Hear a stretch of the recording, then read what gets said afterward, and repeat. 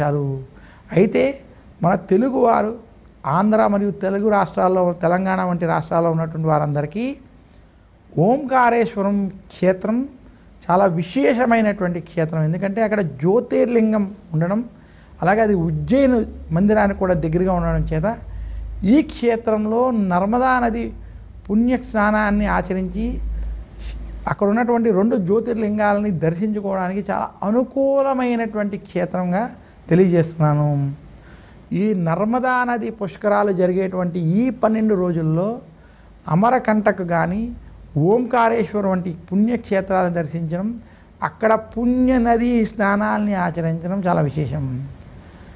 ఎవరికైనా ఈ 12 రోజుల్లో ఒకవేళ పుష్కర స్నానం ఆచరించడానికి స్థితి ఏర్పడితే ఈ సంవత్సరం మొత్తంలో కూడా మిట్ట మధ్యాహ్నం 12ంటికి నర్మదా నది పుష్కర స్నానం అభిజిత్ ముహూర్తంలో కనుక ఆచరించినట్లయితే వారికి ఈ సంవత్సరంలో చేసినటువంటి పుష్కర స్నానం ఫలితం లభిస్తుందని కూడా తెలియజేస్తున్నాను.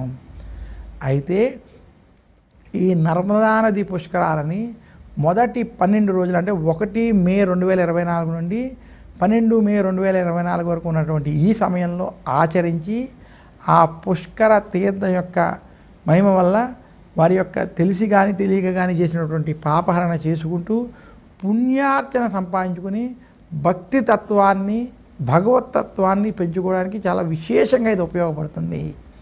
పుష్కర స్నానాన్ని భగవద్ ధ్యానాన్ని భగవతత్వాన్ని పెంపొందించుకోవడం కోసం ఆచరించాలి తప్ప పుష్కర స్నానం చేస్తే నా పాపాలన్నీ పోతాయి అనుకోవడం మాత్రం సరైనటువంటి విధానం కాదు.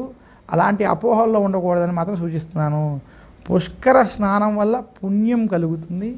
పుష్కర స్నానము వలన పుష్కరాలలో చేసేటువంటి పుణ్య నదీ స్నానాలు, తర్పణాలు, జపతపాది హోమాల వల్ల పుణ్యంతో పాటు భగవతత్వం మోక్ష సాధనకి మార్గం ఏర్పడుతుందని మాత్రం తెలియజేస్తున్నాను.